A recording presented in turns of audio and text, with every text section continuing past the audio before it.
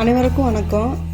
இன்றைக்கி Madurai special veg kurma ஒன்று பார்க்க போகிறோம். நீங்கள் செஞ்சு பார்த்துட்டு எனக்கு எப்படி இருக்குன்னு சொல்லுங்கள். இது சப்பாத்திக்கு, பூரிக்கு, புரோட்டாவுக்கு, தோசைக்கு, இட்லிக்கு எல்லாத்துக்குமே வச்சு சாப்பிட்லாம். சூப்பராக இருக்கும். நம்ம லேட்டஸ்ட் பீப்புள் சேனலில் தொடர்ந்து சிம்பிளான வீடியோவாக பார்த்துட்ருக்கோம். எனக்கு சப்ஸ்கிரைப் பண்ணுங்கள், லைக் பண்ணுங்கள், ஷேர் பண்ணுங்கள். அப்போ தான் நான் போடுற வீடியோலாம் உங்களுக்கு வந்து சேரும். நீங்கள் கொடுக்குற ஆதரவு தான் நான் அடுத்தடுத்து வீடியோ போடுறதுக்கு எனக்கு உற்சாகமாக இருக்கும். இப்போ குருமாவுக்கு தேவையான பொருட்களை பார்த்துக்கலாம். 100 பீன்ஸ், 50 கேரட்டு, 100 உருளைக்கிழங்கு, காலிஃப்ளவர் வேணுன்னா சேர்த்துக்கலாம், பட்டாணி ஊற வச்சு சேர்த்துக்கலாம். நான் ரெண்டும் இன்றைக்கி சேர்த்துக்கல, நீங்கள் சேர்த்துக்கங்க வேணும்னா. தாளிக்கிறதுக்கு கருவேப்பிலை, 2 பெரிய வெங்காயம், 4 பச்சை மிளகா, தக்காளி 3, இது பூரா தாளிக்கிறதுக்கு எடுத்துக்கோங்க. அரைக்கிறதுக்கு தேவையான பொருட்கள் 3 தக்காளி, 2 சில்லு தேங்காய், சோம்பு 1 ஸ்பூனு, 1/2 ஸ்பூன் கசகசா, 7 பல்லு பூண்டு, 3 ஸ்பூனு பொரிகடலை, 10 முந்திரி பருப்பு எடுத்துக்கோங்க. நான் இதை வீடியோவில் காமிக்கலை, அரைக்கிற போது அதையும் சேர்த்து அரைச்சிக்கணும். இந்த ஸ்பூன் அளவு நான் அளவு எடுத்துருக்கேன். 1/2 ஸ்பூன் மஞ்சத்தூள், 1 ஸ்பூனு மிளகாத்தூள், 1/2 ஸ்பூனு கரம் மசாலா தூள். அடுப்பு ஆன் பண்ணிவிட்டு வடைச்சட்டி வச்சுருக்கேன். 3 ஸ்பூன் எண்ணெய் ஊற்றிருக்கேன். இந்த சின்ன ஸ்பூனில் 1 ஸ்பூன் கடுகு,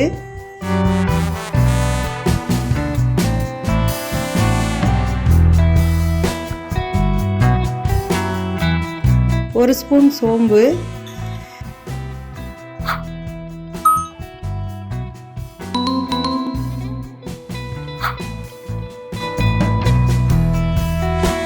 2 நல்லா பொரிஞ்சதும் கருவேப்பிலை கொஞ்சம் போல், அது நல்லா பொரிஞ்சதும் கட் பண்ணி வச்சிருக்க பெரிய வெங்காயம் சேர்த்துக்கணும்.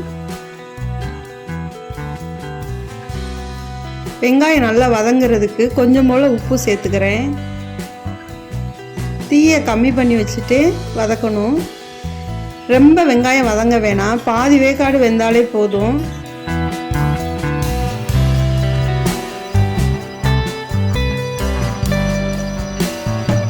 அதுக்கப்புறம் பச்சை மிளகாய் சேர்த்துருக்கேன்.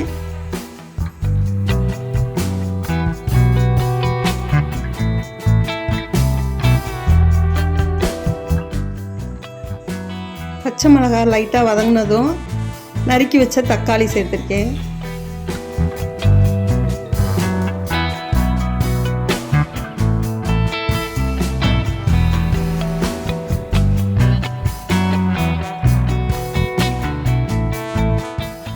தட்டு போட்டு மூடி வச்சுட்டு அது நல்ல தக்காளி வேகிற வரை வெயிட் பண்ணணும். தக்காளி நல்லா மசிஞ்சிருச்சு. மசாலா பொருட்களை அதில் சேர்த்துக்கணும். மிளகாத்தூள், கரம் மசாலா தூள், மஞ்சள் 3 எடுத்து வச்சுருக்கையில அந்த மசாலா சேர்த்துக்கணும்.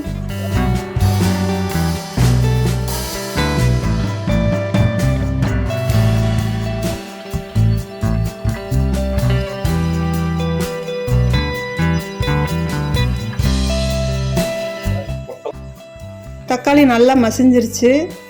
இப்போ அந்த காய்கறியெல்லாம் சேர்த்துக்கணும்.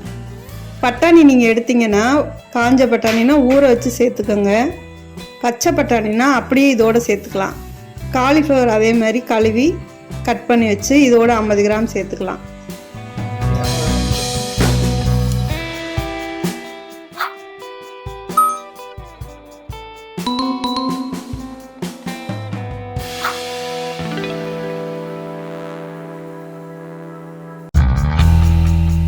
காய்க்கு தேவையான உப்பு சேர்த்துருக்கேன்.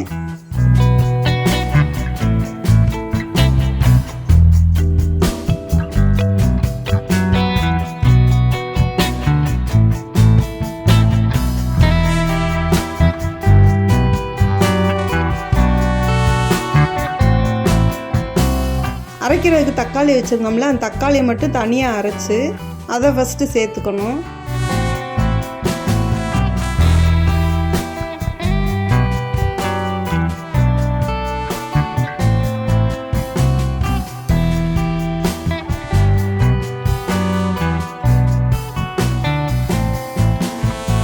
காய் வேகிறதுக்கு அளவாக இதில் 1 டம்ளர் தண்ணி சேர்த்துருக்கேன்.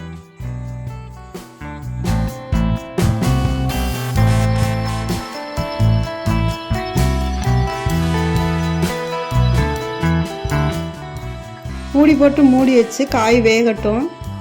இடையில 2 வாட்டி கிளறி விட்டுக்கணும்.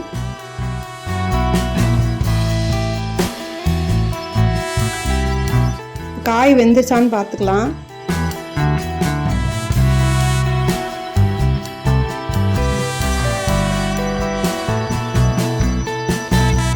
காய் வெந்துருச்சு. நம்ம தேங்காய், சோம்பு, பூண்டு, கசகசா, பொட்டுக்கடலை, முந்திரி பருப்பு இதை பூரா அரைச்சி வச்ச பேஸ்ட்டை இப்போ சேர்த்துக்கலாம். கசகசாவை சுடுதண்ணி ஊற்றி ஊற வச்சுருந்தேன். அதுக்கப்புறமா அரைச்சேன். நல்லா அரைச்சிருச்சு. இப்போ தேவையான அளவு தண்ணி ஊற்றி தட்டு போட்டு மூடி வச்சிடலாம். 2 கொதி லைட்டாக வந்தோடனே எடுத்துக்கோங்க.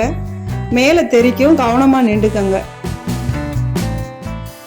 டேஸ்ட்டு பார்த்தேன், எனக்கு உப்பு கம்மியாக இருந்துச்சு, அதனால் நான் உப்பு சேர்த்துக்கிட்டேன். இறக்கும்போது மல்லித்தழை தூவி இறக்கிடலாம்.